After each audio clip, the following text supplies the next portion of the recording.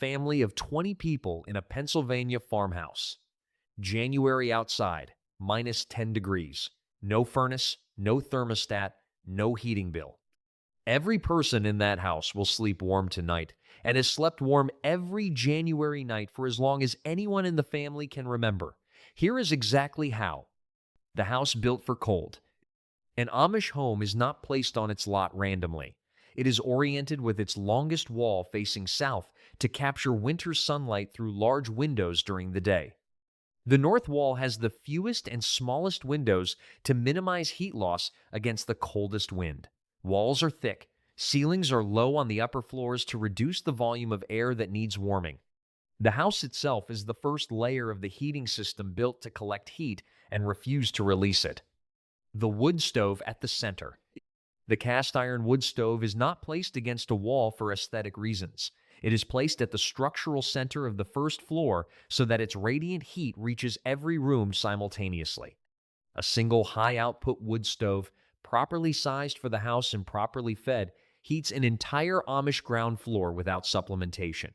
The stove doubles as a cooking surface throughout the day, which means it is burning continuously from before sunrise until after supper, not as a heating decision, but as a cooking necessity that produces heat as a permanent byproduct.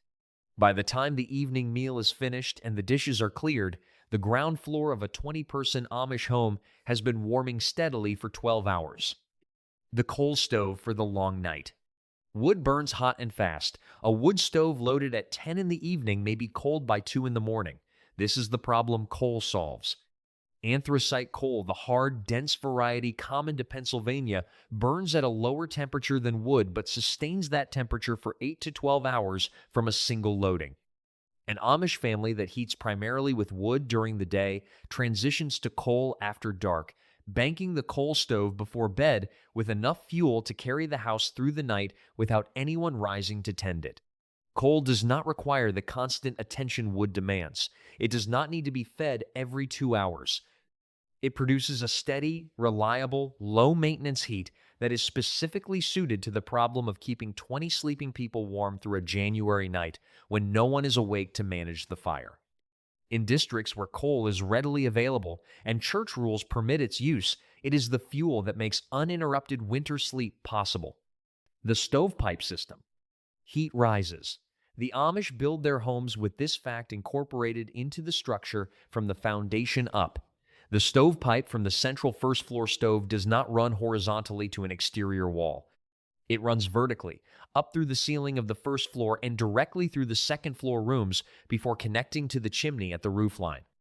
Every room the stovepipe passes through receives heat from its surface, conducted directly into the air of the bedroom or hallway it crosses. In a 2-story Amish farmhouse, a single stove on the ground floor heats the first floor through radiant and convective air movement and heats the second floor through the stovepipe running through it. Families position beds near the stovepipe wall in upper bedrooms to maximize the benefit.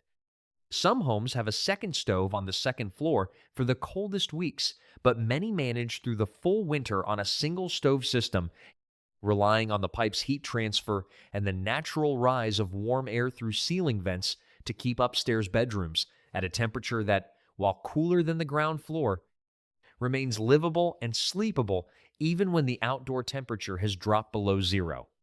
The firewood preparation. The warmth of an Amish January begins in May. That is when the cutting starts trees felled in the woodlot, limbed, bucked into rounds, and split by hand or by a pneumatic splitter powered by an air compressor. Firewood must be split and stacked for a minimum of 6 months before it is burned. Greenwood, wood that has not fully dried, burns inefficiently, produces excessive creosote in the chimney, and generates significantly less heat per pound than properly seasoned wood. An Amish family heating a large home through a full winter requires between 8 and 15 cords of firewood, depending on the size of the house, the severity of the winter, and how much coal supplements the wood supply. A cord of wood is a stack 4 feet high, 4 feet deep, and 8 feet long. 15 cords is a significant volume of material, representing hundreds of hours of cutting, splitting, hauling, and stacking distributed across the older children and the father through the warmer months. By October, the woodpile beside an Amish farmhouse is often as large as a small barn built through the summer so that the winter can be faced without scrambling, closing the house at dark. An Amish home in winter undergoes a nightly ritual that most modern households have entirely forgotten. As the sun goes down, the house is closed.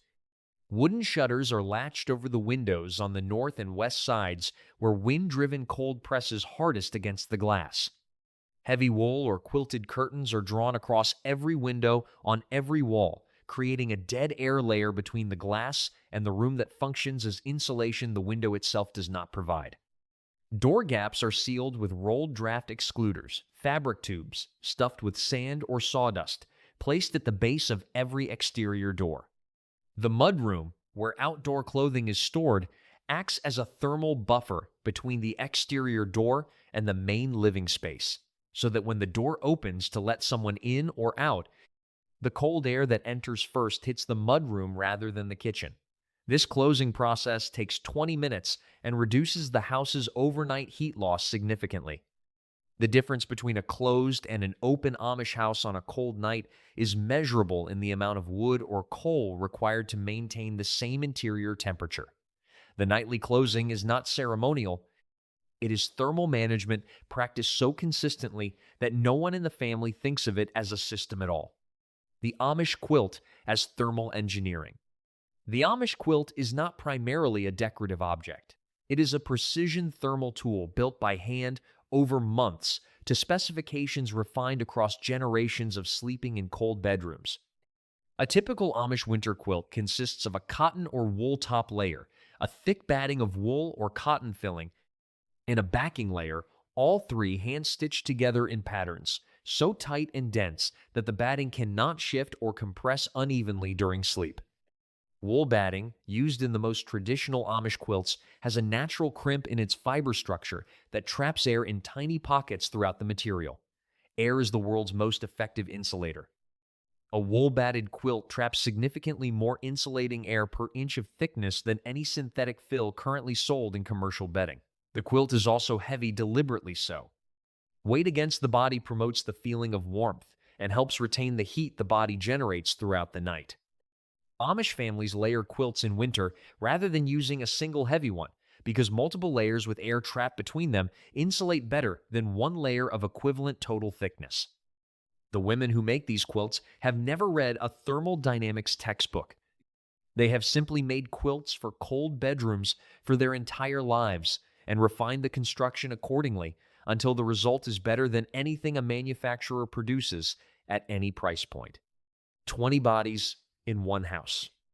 A human body at rest generates approximately 80 watts of heat continuously. 20 bodies in one house generate 1,600 watts of continuous heat simply by existing and sleeping. This is not a trivial contribution to the thermal environment of a home. In a well-sealed Amish farmhouse on a cold night, the combined body heat of 20 sleeping people measurably raises the interior temperature above what the stove alone would produce. Children sleep 2, 3, and sometimes 4 to a bed in large Amish families not because there are insufficient beds, but because the sleeping arrangement developed naturally in households where beds were shared from birth and where the warmth of a sibling beside you on a January night is a comfort that no one needs to be taught to value. 2 children sharing a bed under 2 quilts stay warmer than either child would in a bed alone under the same quilts. The arithmetic is simple. The Amish have always understood it practically, even without expressing it in those terms. In a family of 20, the house itself is warmer than it would be if 6 people lived in it. The mass of sleeping bodies is part of the heating system, contributing to the overnight thermal environment in ways that the stove alone, however well managed, cannot fully replicate. The bed warmer and the overnight fire tender. Before electric blankets, before heated mattress pads, before any technology that warms a bed from within, there was the bed warmer, a flat metal pan with a long handle filled with hot coals or heated stones from the evening fire and run between the sheets of a cold bed for several minutes before anyone gets in. The Amish still use variations of this practice. Soapstone heated on the wood stove retains heat for hours and can be wrapped in cloth and placed at the foot of a bed to warm it before sleep and continue radiating through the early night. Heated bricks serve the same function. In households with infants, small wrapped warmers are placed near but not against the baby's body. Getting into a pre-warmed bed on a cold night is a different experience than getting into a cold one. The body does not have to spend its first hour of sleep warming the bedding before the bedding can warm the body. The overnight fire tender is a different role. In a family of 20, at least one adult, usually the father or the oldest teenage son, takes responsibility for rising once during the night, typically between 2 and 4 in the morning, to check the coal stove, add fuel if needed, and ensure that the fire will carry through until the household rises. This is not considered an unusual burden. It is simply one person's contribution to the system that keeps 20 people warm until morning. The body that learns winter. Modern Americans live inside a thermal bubble maintained year-round at 68 to 72 degrees Fahrenheit by systems they never interact with directly. The body that lives inside this bubble never adapts to cold because it is never exposed to cold long enough or consistently enough to require adaptation. The Amish body is different. From birth, an Amish child experiences genuine seasonal temperature variation, cool houses in autumn, cold bedrooms in winter, the specific chill of a morning before the stove is rebuilt that teaches the body what cold actually is. Over years of this exposure, the Amish body develops a genuine physiological adaptation. Blood flow to the extremities becomes more efficient in cold. The metabolic rate adjusts to produce more internal heat when ambient temperature drops. The subjective experience of cold changes what a modern American experiences as uncomfortably cold. An Amish person who has lived through 40 Pennsylvania winters experiences as simply cool.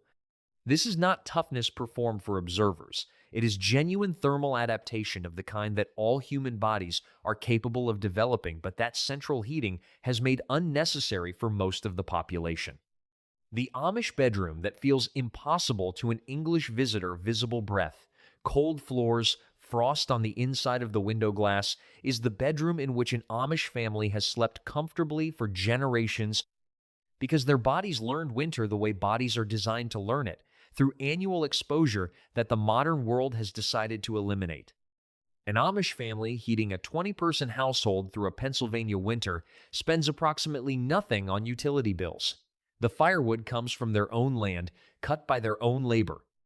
The coal, where used, is purchased once in autumn at a fixed cost that does not fluctuate with market conditions month to month.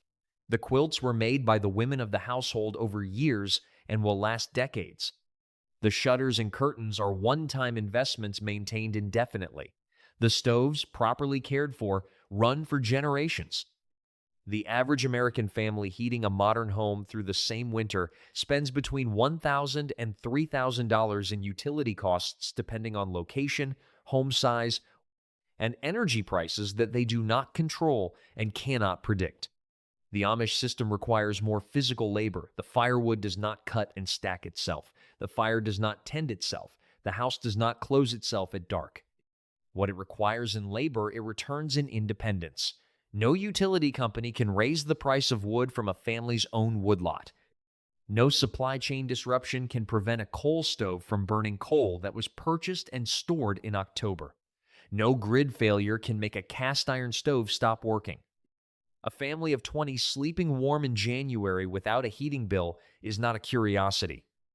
It is a demonstration of what becomes possible when a household refuses to outsource its survival to systems it does not control and invests instead in the labor, the knowledge, and the materials that make self-sufficiency not an aspiration but a daily, practiced, unremarkable reality.